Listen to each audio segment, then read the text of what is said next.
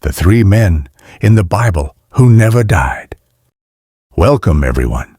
Today, we're diving into a truly captivating topic. Three remarkable individuals from the Bible who defied one of life's certainties, death. While mortality is a universal human experience, the Scriptures introduce us to three exceptional men who were taken directly into heaven, never tasting death. Intrigued? Let's explore their extraordinary stories. Our journey begins with Enoch, a man who lived long before the great flood in an age clouded by corruption and moral collapse. Society was overwhelmed by wickedness, but Enoch stood out, a beacon of righteousness in a dark world. He was the seventh generation from Adam, descending from Seth's lineage and the father of Methuselah, the oldest person mentioned in the Bible. Enoch's legacy is more than genealogy. While others surrendered to sin, Enoch chose a different path, a life of obedience and unwavering faith. Genesis 5:24 puts it simply yet powerfully. Enoch walked with God, and then he was no more because God took him. His walk wasn't just metaphorical. It symbolized deep intimacy with the Creator, marked by constant communication, trust, and alignment with divine will. What made Enoch unique wasn't just his righteousness, but the relationship he cultivated with God. He didn't merely follow rules. He lived in divine communion, sought God's guidance daily, and shaped his life around it. This extraordinary devotion led to an equally extraordinary outcome. God was so pleased with him that he took him to heaven without passing through death. Though the biblical account is brief, other ancient texts, like the Book of Enoch, offer fascinating insights into his visions, celestial encounters, and spiritual revelations. While not part of the canonical Bible, these writings highlight Enoch's role as a spiritual mediator and further emphasize his lasting impact on both Jewish and Christian traditions. Enoch's life teaches us something powerful. It's possible to live righteously in an unrighteous world. Hebrews 11 echoes this. By faith, Enoch was taken so that he did not experience death. For before he was taken, he was commended as one who pleased God. His story inspires us to walk faithfully with God, no matter how dark the world becomes. Next, we meet Elijah, one of Israel's greatest prophets. He lived during a turbulent time under the reign of King Ahab, who, influenced by Queen Jezebel, led the nation into rampant idolatry, especially the worship of Baal. Amid this spiritual chaos, Elijah rose as a bold voice for the true God.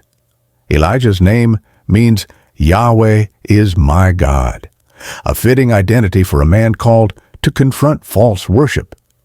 His ministry was explosive, filled with miracles, confrontations with kings, and fearless declarations.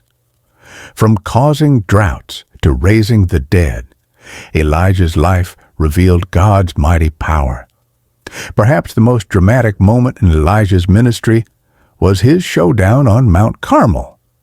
Standing against 450 prophets of Baal, he called on God to send fire from heaven, and God answered, consuming the sacrifice, the altar, even the water surrounding it, leaving no doubt about who the true God was. But Elijah's journey didn't end like most. In 2 Kings 2, knowing his departure was near, Elijah traveled with his disciple Elisha, crossing the Jordan River, after miraculously parting its waters with his cloak. Then, in a moment of divine wonder, a chariot of fire pulled by horses of flame appeared, and Elijah was taken to heaven in a whirlwind. Elisha, witnessing this breathtaking scene, cried out, my father, the chariots and horsemen of Israel," and inherited Elijah's prophetic mantle. Elijah's ascension wasn't just a divine spectacle, it symbolized God's continued work through his prophets. Elijah's boldness, his unwavering faith, and his miraculous departure reflect God's power and approval. His life is often seen as a foreshadowing of the end times promise that those who walk faithfully with God may one day be caught up to meet him, victorious over death. And then there's Melchizedek, perhaps the most mysterious figure of all. He appears suddenly in Genesis 14, after Abraham's victory over the kings who had captured his nephew Lot.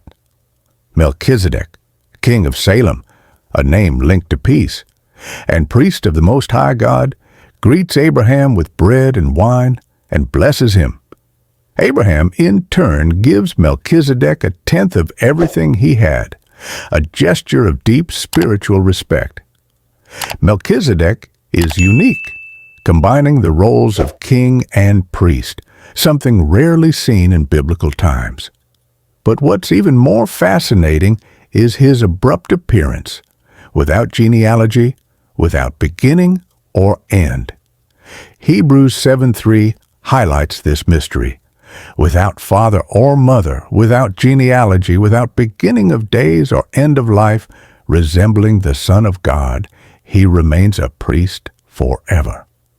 Some theologians believe Melchizedek was a divine manifestation, a pre-incarnate appearance of Christ himself, a view supported by his eternal priesthood and royal authority. Psalm 110:4 also declares, "You are a priest forever in the order of Melchizedek." This links Melchizedek to Jesus Christ, who fulfills the role of eternal high priest, not through lineage, but through divine appointment and unending intercession. Melchizedek's presence in Scripture opens a window into the eternal priesthood of Christ. He represents divine leadership grounded not in bloodlines, but in spiritual purpose. His mysterious origin and timeless role invite us to reflect on the deeper dimensions of faith and divine authority. So, what do these three lives, Enoch, Elijah, and Melchizedek, have in common? They point us to a life anchored in faith, aligned with God's will, and rich in spiritual purpose. Whether it's Enoch's walk with God, Elijah's fiery mission, or Melchizedek's eternal priesthood, these figures challenge us to examine our relationship with the divine. Are we walking daily with God as Enoch did? Are we bold in our beliefs, like Elijah, even when the world stands against us? Do we recognize and rely on Christ's ongoing role as our eternal high priest, just as Melchizedek foreshadowed? These stories remind us that God's plans stretch beyond the boundaries of time and death. They're not merely tales of avoiding mortality. They are testaments to lives so aligned with heaven that death simply wasn't their end. So as you reflect on their journeys, ask yourself, how close are you walking with God today? If this message resonated with you, feel free to like, share, and subscribe for more spiritual insights.